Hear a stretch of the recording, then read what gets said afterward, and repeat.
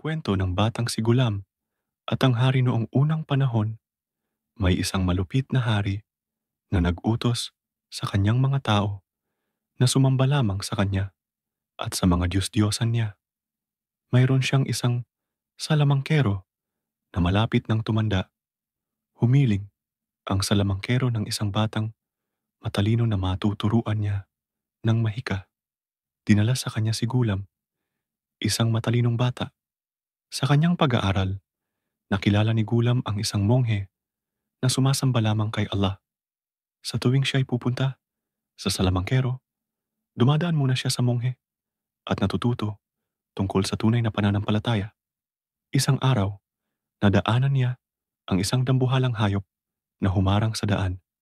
Sinubukan niyang manalangin, "O Allah, kung ang relihiyon ng monghe ay totoo, patumbahin mo ang hayop na ito sa pamamagitan ng bato."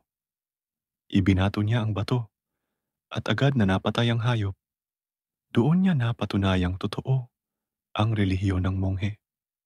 Lumipas ang panahon, nakilala si Gulam bilang isang bata na may himala, nakakagamot ng may sakit at bulag sa pamamagitan ng pag-alaala kay Allah. Nabalitaan ito ng hari, kaya't ipinatawag siya. Tinanong ng hari kung saan galing ang kanyang kapangyarihan. Matapang na sagot ni Gulam, "Si Monghe ang nagturo sa akin, ang lahat ng ito ay galing kay Allah at wala kang kapangyarihan kundi si Allah lamang." Dahil dito, nagalit ang hari at pinarusahan ng monghe at lahat ng naniwala. Subalit hindi niya mapatay si Gulam.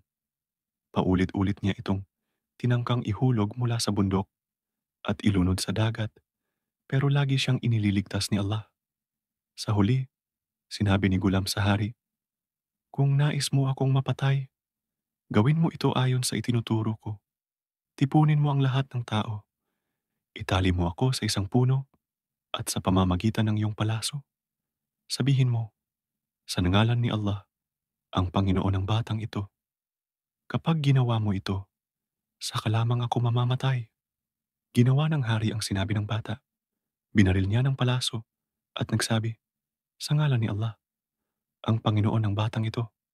Tinamaan si Gulam at siya'y namatay bilang martir. Nakita ng lahat ng tao ang kanyang katapangan at pananampalataya.